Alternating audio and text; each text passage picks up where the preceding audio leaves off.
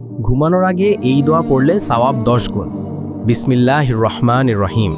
প্রিয় দর্শক, ভাই ও বোনেরা, আসসালামু আলাইকুম ওয়া রাহমাতুল্লাহি ওয়া বারাকাতুহু। আশা করি আল্লাহর রহমতে আপনারা সবাই ভালো আছেন। আজকে আমরা আলোচনা করব ঘুমানোর আগে পড়া বিশেষ কিছু দোয়া সম্পর্কে, যেগুলো পড়লে আল্লাহ তাআলা বহু গুণ সওয়াব দান করেন এবং রাতভর আমরা আল্লাহর রহমত ও নিরাপত্তার মধ্যে থাকতে পারি। ঘুমের গুরুত্ব ইসলামে। আল্লাহ তাআলা পবিত্র কোরআনে বলেছেন, আমি তোমাদের ঘুমকে বিশ্রামের মাধ্যম করেছি এবং রাতকে করেছি আবরণ। ঘুম আল্লাহর এক বিশেষ নিয়ামত। প্রতিটি মুসলিমের উচিত ঘুমানোর আগে আল্লাহকে স্মরণ করা এবং তার কাছে আশ্রয় প্রার্থনা করা। রাসূলুল্লাহ সাল্লাল্লাহু আলাইহি ওয়াসাল্লাম বলেছেন, যখন তুমি বিছানায় শুতে যাও তখন অজুর মতো অজু করো, তারপর ডান কাতে শুয়ে পড়ো। এই হাদিস থেকে আমরা বুঝতে পারি যে ঘুমানোর আগে পবিত্রতা অর্জন করা এবং নির্দিষ্ট পদ্ধতিতে শোয়া সুন্নাত। আয়াতুল কুরসি পড়ার ফজিলত। ঘুমানোর আগে পড়ার সবচেয়ে গুরুত্বপূর্ণ আমল হল আয়াতুল কুরসি পাঠ করা। রাসূলুল্লাহ সাল্লাল্লাহু আলাইহি ওয়াসাল্লাম বলেছেন, যে ব্যক্তি ঘুমানোর আগে আয়াতুল কুরসি পড়বে, আল্লাহ তার জন্য একজন ফেরেশতা নিযুক্ত করবেন, যিনি সকাল পর্যন্ত তার হেফাজত করবেন এবং শয়তান তার কাছে আসতে পারবে না। আয়াতুল কুরসি হল কোরআনের সবচেয়ে শক্তিশালী আয়াত। এই আয়াতে আল্লাহর একত্ববাদ, তার মহত্ব, তার ক্ষমতা এবং তার সার্বভৌমত্বের কথা বলা হয়েছে। যখন কোনো মুমিন বান্দা এই আয়াত পড়ে ঘুমায়, তখন সে আল্লাহর বিশেষ রহমত ও নিরাপত্তার ছায়ায় থাকে। হযরত আবু হুরায়রা রাদিয়াল্লাহু আনহু থেকে বর্ণিত একটি দীর্ঘ হাদিসে এসেছে যে একবার শয়তান তার কাছে এসেছিল এবং 3 বার ধরা পড়ার পর শয়তান তাকে আয়াতুল কুরসির এই ফজিলত সম্পর্কে বলেছিল। পরে রাসূলুল্লাহ সাল্লাল্লাহু আলাইহি ওয়াসাল্লাম এই কথা সত্য বলে স্বীকার করেছিলেন। সূরা ইখলাস, ফালাক ও নাস পড়া। ঘুমানোর আগে 3 বার সূরা ইখলাস, সূরা ফালাক এবং সূরা নাস পড়া অত্যন্ত ফজিলতপূর্ণ। রাসূলুল্লাহ সাল্লাল্লাহু আলাইহি ওয়াসাল্লাম প্রতিদিন ঘুমানোর আগে এই 3 সূরা পড়তেন।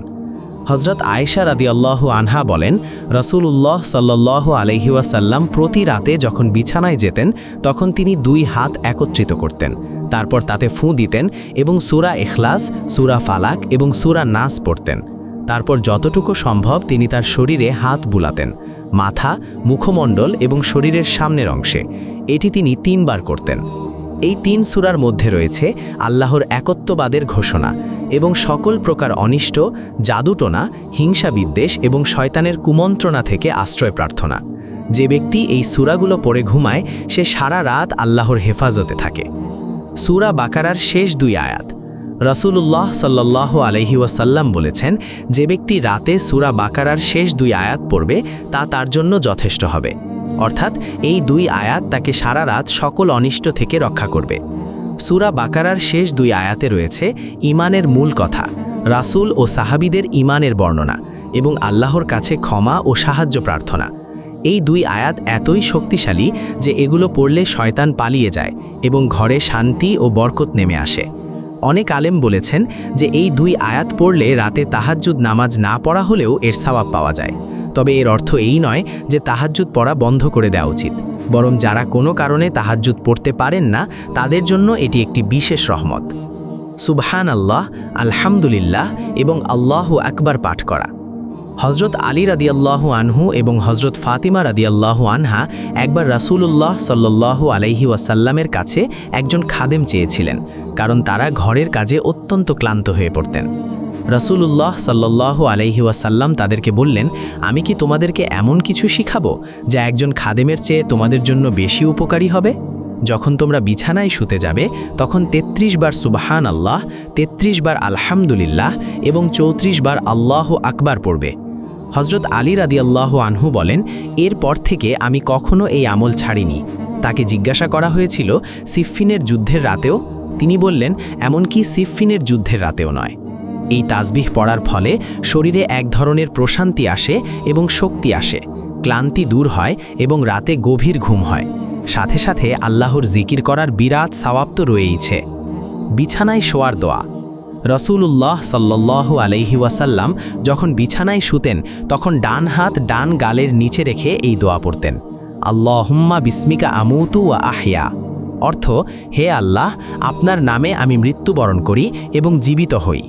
এই দোয়াটি অত্যন্ত গুরুত্বপূর্ণ, কারণ এতে ঘুমকে ছোট মৃত্যু এবং জাগরণকে পুনরুত্থান হিসেবে দেখা হয়েছে। ঘুম এবং মৃত্যুর মধ্যে সাদৃশ্য রয়েছে, কারণ ঘুমের সময় আত্মা শরীর থেকে আংশিকভাবে বিচ্ছিন্ন হয়ে যায়। আরেকটি দোয়া হলো আল্লাহুম্মা আসলামতু নাফসি ইলাইকা ওয়াজ্জাহতু ওয়াজহি ইলাইকা ওয়াফাওয়াদতু আমরি ইলাইকা ওয়া আলজাতু যহরি ইলাইকা রাগবাতান ওয়া রাহবাতান ইলাইকা লা মালজা ওয়ালা মানজা মিনকা ইল্লা ইলাইকা আমানতু বিকিতাবিকাল্লাযী আনজালতা ওয়া বিনাবিয়্যিকাল্লাযী আরসালতা। অর্থ, হে আল্লাহ, আমি আমার জীবন আপনার কাছে সমর্পণ করলাম, আমার মুখমণ্ডল আপনার দিকে ফিরালাম, আমার সকল বিষয় আপনার উপর ন্যস্ত করলাম, আমার পিঠ আপনার দিকে ঠেকালাম আপনার প্রতি আগ্রহ ও ভয় সহকারে। আপনি ছাড়া কোনো আশ্রয়স্থল নেই এবং আপনার আযাব থেকে বাঁচার কোনো পথ নেই একমাত্র আপনার দিকে ফিরে আসা ছাড়া। আমি ঈমান এনেছি আপনার কিতাবের প্রতি যা আপনি অবতীর্ণ করেছেন এবং আপনার নবীর প্রতি যাকে আপনি পাঠিয়েছেন। এই দোয়াটি অত্যন্ত ব্যাপক। এতে রয়েছে সম্পূর্ণ আত্মসমর্পণ, তাওয়াক্কুল, আল্লাহর উপর ভরসা এবং ঈমানের ঘোষণা। আল্লাহর কাছে ক্ষমা প্রার্থনা। রাসূলুল্লাহ সাল্লাল্লাহু আলাইহি ওয়াসাল্লাম বলেছেন, যে ব্যক্তি রাতে ঘুমানোর আগে বলবে আস্তাগফিরুল্লাহাল্লাযী লা ইলাহা ইল্লা হুয়াল হাইয়ুল কাইয়্যুম ওয়া আতুবু ইলাইহি 3 বার, আল্লাহ তার সকল গুনাহ মাফ করে দেবেন, যদিও তা সমুদ্রের ফেনারাশির মতো হয়, গাছের পাতার সংখ্যার মতো হয় বা মরুভূমির বালুকণার মতো হয়। এই দোয়াটির শক্তি অসাধারণ। এতে শুধু ক্ষমা প্রার্থনাই নয়, বরং আল্লাহর একত্ববাদ, তার চিরঞ্জীব ও চিরস্থায়ী হওয়ার স্বীকৃতি এবং আল্লাহর কাছে তওবা করার ঘোষণা রয়েছে। প্রতিটি মুসলিমের উচিত প্রতিদিন ঘুমানোর আগে নিজের সমস্ত গুনাহের জন্য আল্লাহর কাছে ক্ষমা চাওয়া, কারণ আমরা জানি না, হয়তো এই রাতেই আমাদের মৃত্যু এসে পড়তে পারে। তাই পবিত্র অবস্থায়, ক্ষমাপ্রাপ্ত অবস্থায় ঘুমানো উচিত। শয়তান থেকে আশ্রয় প্রার্থনা। ঘুমানোর আগে শয়তান থেকে আল্লাহর কাছে আশ্রয় চাওয়া অত্যন্ত জরুরি। রাসূলুল্লাহ সাল্লাল্লাহু আলাইহি ওয়াসাল্লাম বলতেন, আউযু বিকালিমাতিল্লাহিত তাম্মাতি মিন গাদাবিহি ওয়া ইকাবিহি ওয়া শাররি ইবাদিহি ওয়া মিন হামাযাতিশ শায়াতিনি ওয়া আইয়াহদুরুন। অর্থ, আমি আল্লাহর পরিপূর্ণ কালিমা সমূহের মাধ্যমে আশ্রয় চাই তার ক্রোধ থেকে, তার শাস্তি থেকে, তার বান্দাদের অনিষ্ট থেকে, শয়তানের কুমন্ত্রণা থেকে এবং তাদের উপস্থিতি থেকে। এই দোয়াটি পড়লে আল্লাহ শয়তান থেকে হেফাজত করেন এবং রাতে ভালো স্বপ্ন দেখা যায়। দরুদ শরীফ পাঠ করা। ঘুমানোর আগে রাসূলুল্লাহ সাল্লাল্লাহু আলাইহি ওয়াসাল্লামের উপর দরুদ শরীফ পাঠ করা অত্যন্ত ফজিলতপূর্ণ। রাসূলুল্লাহ সাল্লাল্লাহু আলাইহি ওয়াসাল্লাম বলেছেন, যে ব্যক্তি আমার উপর একবার দরুদ পাঠ করে, আল্লাহ তার উপর 10 বার রহমত বর্ষণ করেন। সবচেয়ে পরিচিত দরুদ শরীফ হলো আল্লাহুম্মা সল্লি আলা মুহাম্মাদিন ওয়া আলা আলি মুহাম্মাদ কামা সল্লাইতা আলা ইব্রাহিমা ওয়া আলা আলি ইব্রাহিমা ইন্নাকা হামিদুম মাজিদ। আল্লাহুম্মা বারিক আলা মুহাম্মাদিন ওয়া আলা আলি মুহাম্মাদ কামা বারাকতা আলা ইব্রাহিমা ওয়া আলা আলি ইব্রাহিমা ইন্নাকা হামিদুম মাজিদ।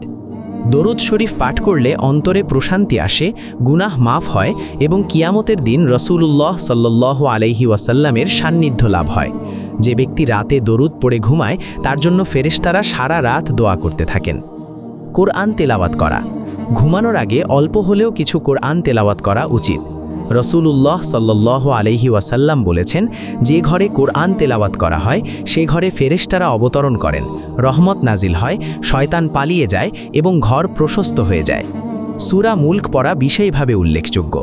রাসূলুল্লাহ সাল্লাল্লাহু আলাইহি ওয়াসাল্লাম বলেছেন, কোরআনে এমন একটি সূরা আছে যা মাত্র 30 আয়াত বিশিষ্ট, যা তার পাঠকের জন্য সুপারিশ করবে যতক্ষণ না তাকে মাফ করে দেয়া হয়।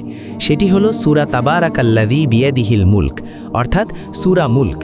এই সূরায় আল্লাহর ক্ষমতা, সৃষ্টির বিস্ময়, মৃত্যু ও পুনরুত্থান এবং জান্নাত জাহান্নামের বর্ণনা রয়েছে। যে ব্যক্তি প্রতি রাতে এই সূরা পাঠ করে সে কবরের আযাব থেকে রক্ষা পায়।